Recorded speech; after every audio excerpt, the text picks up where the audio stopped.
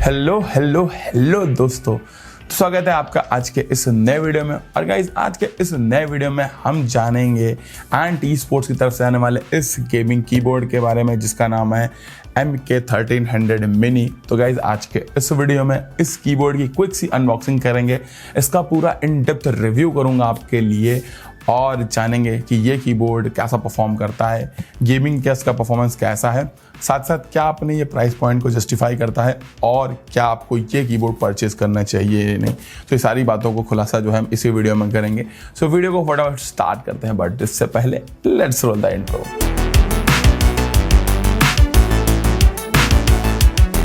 So guys सबसे पहले हम किस कीबोर्ड की अनबॉक्सिंग करेंगे। तो बॉक्स के अंदर हमको keyboard type C to USB cable and user manual और वारंटी कार्ड देखने को मिलता है।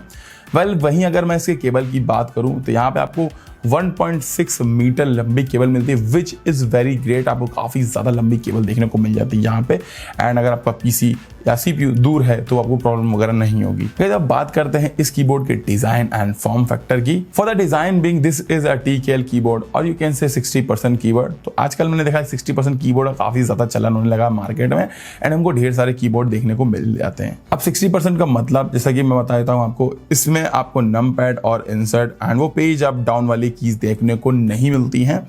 बट इसका मतलब ये नहीं है कि वो सब ये टास्क नहीं कर पाएगा।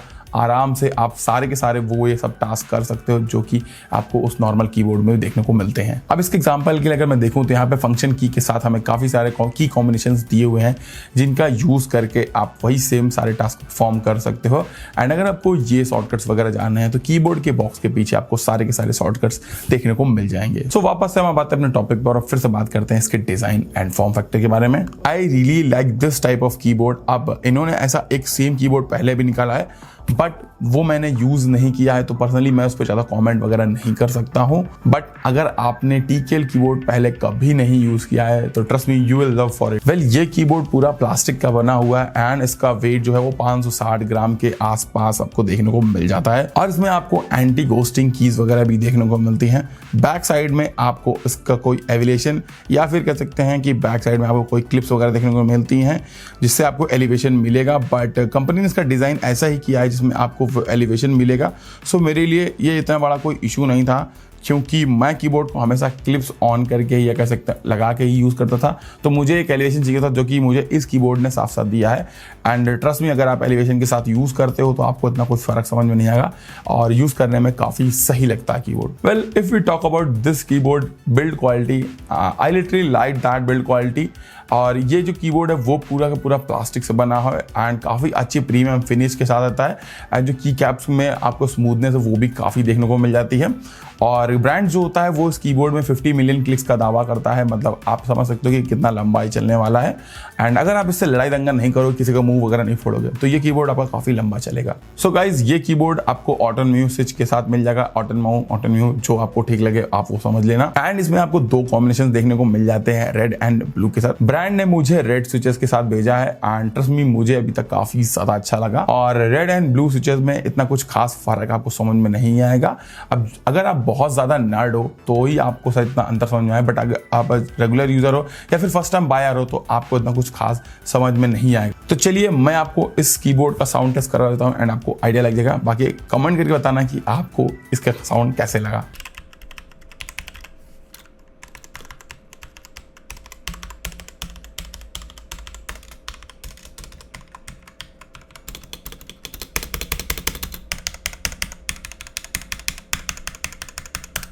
वेल अब अगर स्विचेस की बात शुरू हुई है तो मैंने पर्सनली सारे के सारे स्विचेस नहीं यूज़ करे या नहीं चलाए हैं, तो मैं आपको ऐसा कुछ खास डिफरेंस नहीं बता पाऊंगा। बाकी कहोगे तो गूगल से पढ़ के सारा सब कुछ बता दूंगा।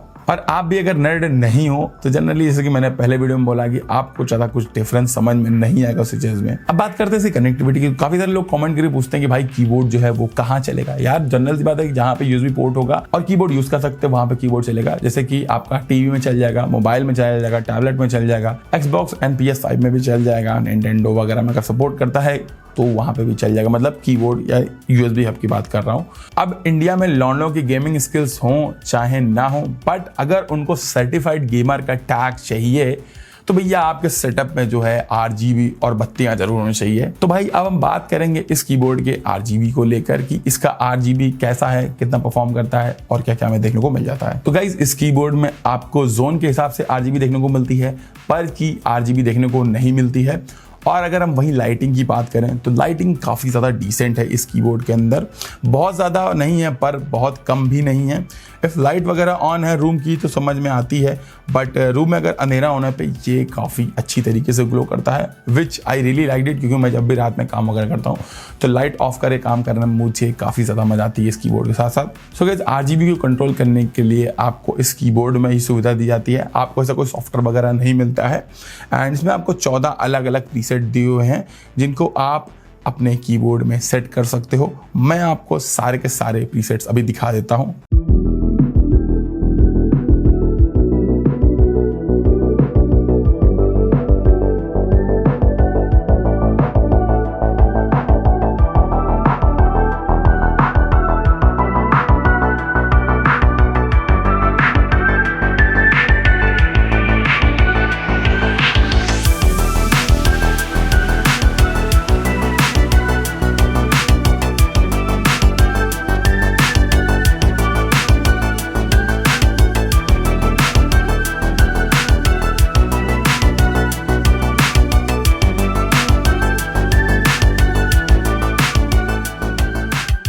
तो गाइस अब बात करते हैं इस कीबोर्ड के प्रोज एंड कॉन्स की। तो सबसे पहले मैं प्रोज की बात करूंगा कि यार इसका जो फॉर्म फैक्टर है वो काफ़ी छोटा है, बिल्ड क्वालिटी काफ़ी ज़्यादा अच्छी लगी मुझे एंड यूज़ करने में भी बहुत अच्छा, मुझे कह सकते हैं कि टैक्टाइल रिस्पॉन्स देता है, मुझे काफ़ी अच्छा लगा। सो ये कीबोर्ड मुझे काफ़ी ज़्यादा पसंद आया। अब वहीं से कुछ कॉन्स की बात कर लेते हैं। कॉन्स में अगर हम बात करें यहाँ पे तो गाइज जो कह सकते हैं कि लाइटिंग है वो शायद थोड़ी सी बढ़ सकती थी, जो कि मुझे मेरा पर्सनल फीडबैक कह सकते हैं, पर्सनल ओपिनियन है। और अगर मैं बात करूँ जो प्रिंटिंग है वो कहीं कहीं थोड़ी सी जो है मिटने सी लगती है थोड़े टाइम बाद, तो मे भी शायद एंटी स्पोर्ट्स पे थोड़ा सा काम करे। बाकी मुझे कीबोर्ड जनरली पसंद आया। ये कीबोर्ड जो है मुझे एंटी स्पोर्ट्स फॉलो ने सेंड किया था एज अ रिव्यू नोट, तो thanks to Ant Esports for sending with this keyboard and I literally like it. मुझे पर्सनली बहुत ज़्यादा पसंद आया एंड मैं आपको अपना पूरा पर्सनल ओपिनियन देता हूँ इस कीबोर्ड के बारे में।